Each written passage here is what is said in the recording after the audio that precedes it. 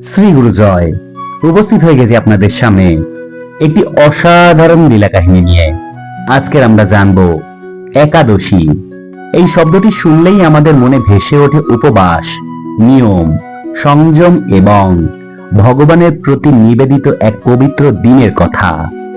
কিন্তু একটি প্রশ্ন বহু মানুষের মনে নীরবে কাটা হয়ে বিঁধে থাকে, যারা একাদশী রাখতে পারেন না তারা কি পাপী? তারা কি ভগবানের কৃপা থেকে বঞ্চিত হন? উপবাস না করলে কি সত্যি পূর্ণ লাভ হয় না? আজ আমরা এই বিষয়টি গভীরভাবে প্রবেশ করব, শাস্ত্রের আলোকে, যুক্তির আলোকে এবং ভক্তির সত্য উপলব্ধির মাধ্যমে। যারা এই ধরনের অজানা লীলা কাহিনী এবং অজানা তথ্য জানতে ইচ্ছুক এবং যারা এখনো পর্যন্ত শ্রী গুরু চরণেষু এই চ্যানেলটিকে সাবস্ক্রাইব করেননি, আপনারা অবশ্যই সাবস্ক্রাইব করবেন এবং একটা লাইক করে দেবেন।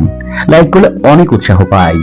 সঙ্গে যারা যারা এই ধরনের অজানা লীলা কাহিনী জেনে সমৃদ্ধ হবেন, তাদের মধ্যে এইরকম ভিডিও শেয়ার করে ছড়িয়ে দিতে ভুলবেন না। শুরু করছি আজকে নিবেদন। একাদশী তিথি ভগবান বিষ্ণুর প্রিয় দিন বলে শাস্ত্রে বর্ণিত আছে। বিশেষত ভগবান বিষ্ণু ও শ্রীকৃষ্ণ এর আরাধনায় এই তিথির মাহাত্ম্য অপরিসীম। পদ্মপুরাণ, ভবিষ্যৎ পুরাণ প্রভৃতি গ্রন্থে একাদশী ব্রতের গৌরব বিস্তারে বর্ণিত হয়েছে। বলা হয়েছে, একাদশীর উপবাস মানুষের পাপক্ষয় করে থাকে এবং চিত্তকে পবিত্র করে।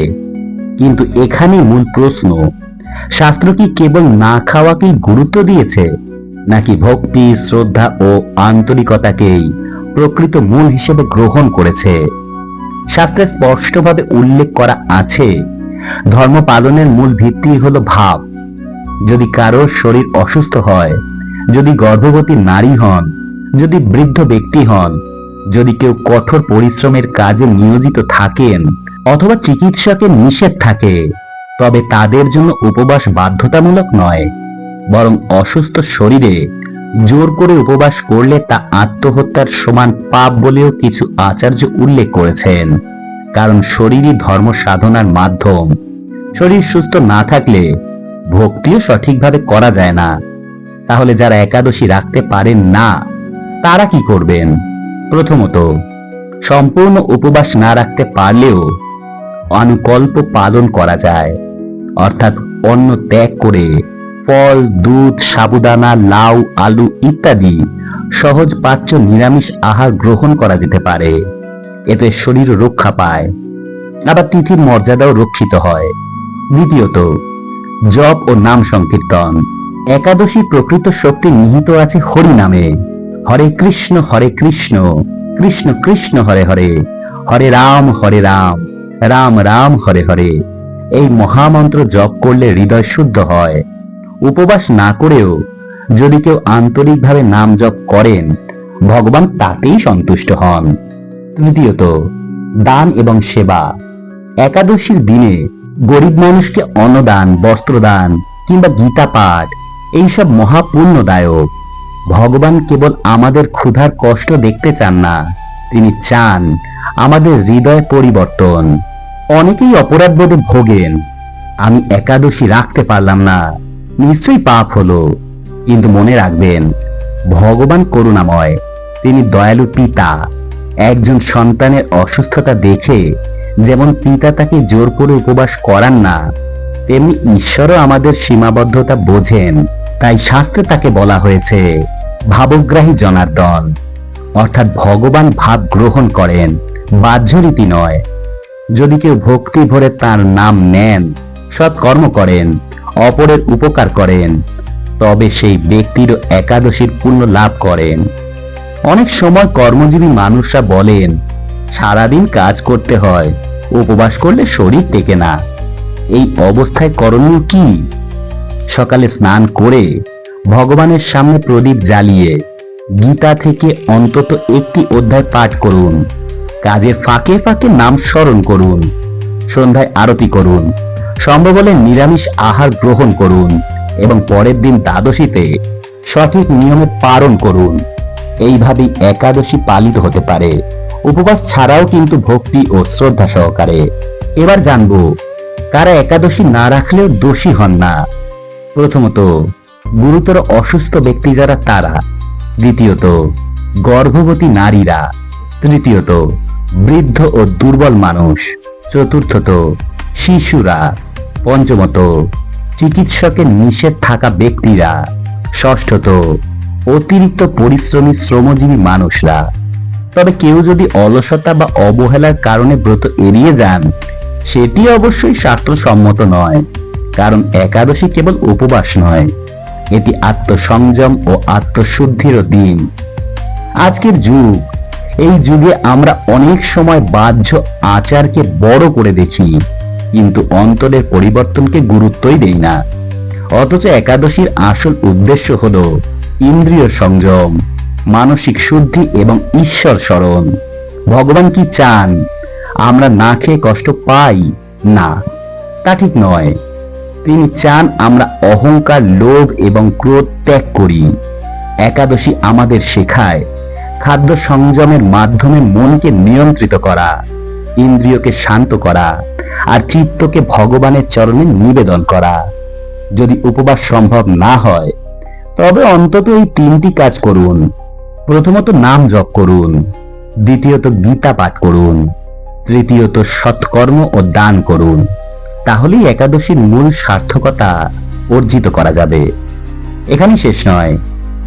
একাদশীর আধ্যাত্মিক রহস্য, উপবাসের অন্তর্নিহিত বৈজ্ঞানিক দিক এবং কেন একাদশী কেবল খাদ্য সংযম নয়, আত্মার জাগরণ। একাদশী কেবল উপবাসের নাম নয়, এটি ভক্তি ও ভাবের দিন। এখন আমরা প্রবেশ করতে চলেছি একাদশীর গভীর আধ্যাত্মিক রহস্যে। একাদশী শব্দটির অর্থ হল 1 ও 10, অর্থাৎ 10 ইন্দ্রিয় ও 1 মন। মানুষের 5টি কর্মেন্দ্রিয়, 5টি জ্ঞানেন্দ্রিয় এবং 1টি মন। এই 11টিকে সংযত করার দিনই হলো একাদশী। তাই একাদশীর প্রকৃত তাৎপর্য হলো ইন্দ্রিয় নিয়ন্ত্রণ। শাস্ত্রে বর্ণিত আছে, চন্দ্রের কিরণের প্রভাবে একাদশী তিথিতে মানুষের মন ও দেহে সূক্ষ্ম পরিবর্তন ঘটে। এই দিনের সংযম পালন করলে মন অধিক স্থির হয়, চিন্তা পবিত্র হয় এবং আধ্যাত্মিক সাধনায় অগ্রগতি ঘটে। শ্রীকৃষ্ণ গীতায় বলেছেন, যে ব্যক্তি সংযমী সেই প্রকৃত যোগী। এই সংযমের অনুশীলনের এক বিশেষ সুযোগ হলো একাদশী। কিন্তু মনে রাখতে হবে, সংযম মানে কেবল অন্ন ত্যাগ নয়। সংযম মানে অশুভ চিন্তা ত্যাগ করা, অপ্রয়োজনীয় বাক্য পরিহার করা, রাগ দ্বেষ থেকে দূরে থাকা, অপরের নিন্দা না করা। যদি কেউ সারাদিন না খেয়ে থেকেও রাগে ক্ষোভে জর্জরিত থাকেন, তবে সেই উপবাসে প্রকৃত ফল লাভ করা কিন্তু যায় না। আবার কেউ যদি সামান্য আহার গ্রহণ করেও ভগবানের নাম স্মরণ করেন, সৎ চিন্তা করেন, অপরকে কিন্তু সাহায্য করেন, তবে তিনি প্রকৃত একাদশী পালন করছেন। শাস্ত্রে একটি গভীর উক্তি আছে, ভাবগ্রাহী জনার্দন, অর্থাৎ ভগবান বাহ্য আচারের চেয়ে অন্তরের ভক্তিকে গ্রহণ করেন। অনেক সময় আমরা ভয়ে ব্রত পালন করি, না রাখলে পাপ হবে, অমঙ্গল হবে, ভগবান রাগ করবেন। কিন্তু ভয় ভিত্তিক ধর্মচর্চা কখনোই স্থায়ী হয় না। ভগবান প্রেম চান, ভক্তি চান, আন্তরিকতা চান। ভগবান বিষ্ণুদেব হলেন করুণাময়। তিনি দণ্ডদাতা নন, তিনি পালনকর্তা। তিনি আমাদের সীমাবদ্ধতা বোঝেন। তাহলে এবারে প্রশ্নটি হলো, উপবাস ছাড়াও পুণ্য কিভাবে লাভ করা যায়? প্রথমত, জাগরণ। একাদশী রাত্রিতে সম্ভব হলে ভগবানের কীর্তন শোনা বা গীতা পাঠ করা, অন্তত কিছু সময় ঈশ্বর চিন্তায় ব্যয় করা। দ্বিতীয়ত, আত্মবিশ্লেষণ। এই দিনে নিজের ভুল, নিজের দুর্বলতা নিয়ে চিন্তা করুন। কোন অভ্যাস আপনাকে ঈশ্বর থেকে দূরে সরিয়ে দিচ্ছে, সেই অভ্যাস ত্যাগের সংকল্প নিন। তৃতীয়ত, করুন সেবা। মন্দিরে সাহায্য করা, গরিবকে খাদ্য দান করা, অসুস্থের পাশে দাঁড়ানো, এই সবই একাদশীর প্রকৃত সাধনা। চতুর্থত, সাত্ত্বিক জীবনযাপন। এই দিনে মিথ্যা, প্রতারণা, হিংসা এসব থেকে দূরে থাকুন, অন্তরকে নির্মূল রাখুন। অনেকেই বলেন, আমি একাদশী রাখতে পারি না, তাই হয়তো আমার জীবনে বাধা আসে। এই ধারণা সম্পূর্ণ ভুল। জীবনের সুখ দুঃখ কর্মফল এবং প্রাকৃতিক নিয়মের অংশ। একাদশী না রাখার জন্য ঈশ্বর কাউকে শাস্তি দেন না, বরং একাদশী হলো আত্মার জাগরণের দিন। এটি আমাদের স্মরণ করিয়ে দেয় আমরা কেবল শরীর নই, আমরা আত্মা। যখন আমরা অল্প সময়ের জন্য খাদ্য সংযম করি, তখন আমরা বুঝতে পারি আমাদের প্রকৃত শক্তি ভেতর থেকে আসে। কিন্তু যদি শক্তি দুর্বল হয়, অসুস্থ হয়, তখন জোর করে উপবাস করলে তা আধ্যাত্মিকতার পরিপন্থী। ধর্ম কখনো অমানবিক নয়, ধর্ম সর্বদা সহানুভূতিশীল। তাই যারা অসুস্থ, যারা কর্মব্যস্ত, যারা শারীরিকভাবে দুর্বল, তারা ভয় পাবেন না। আন্তরিক ভক্তি, নাম স্মরণ এবং সৎকর্মই আপনাকে পুণ্য দেবে। শেষে মনে রাখবেন, একাদশীর মূল শিক্ষাই হলো সংযম, শুদ্ধি এবং ঈশ্বর স্মরণ। উপবাস একটি মাধ্যম, লক্ষ্য নয়। লক্ষ্য হলো অন্তরের পরিশুদ্ধি। তাই আজ থেকেই সংকল্প নিন, শুধু একাদশীতে নয়, প্রতিদিন কিছু সময় ভগবানের জন্য রাখবেন। অহংকার কমাবেন, করুণা বাড়াবেন, সত্য বলবেন। তাহলে একাদশীর প্রকৃত আশীর্বাদ আপনার জীবনে নেমে আসবে। ভয় নয়, ভক্তি। অপরাধ বোধ নয়, আত্মসমর্পণ। আচার নয়, আন্তরিকতা। এই হলো একাদশীর গোপন সত্য। আজকে এইটুকুই। পরের দিন আবার উপস্থিত হয়ে যাব নতুন কোন অজানা তথ্য বা অজানা লীলা কাহিনীর সঙ্গে। ততক্ষণ কিন্তু শ্রী গুরু চরণেষু এই চ্যানেলটিকে সাবস্ক্রাইব করতে ভুলবেন না। এবং যারা যারা এই ধরনের অজানা তথ্য কাহিনী জেনে সমৃদ্ধ হবেন, তাদের মধ্যে শেয়ার করে ছড়িয়ে দিতে বলবেন না। ততক্ষণ সকলে অনেক ভালো থাকবেন, সুস্থ থাকবেন। দেখা হবে পরের দিন। শ্রী গুরু জয়। হরে কৃষ্ণ। রাধে রাধে। ওম নমঃ শিবায়। নমস্কার সবাইকে।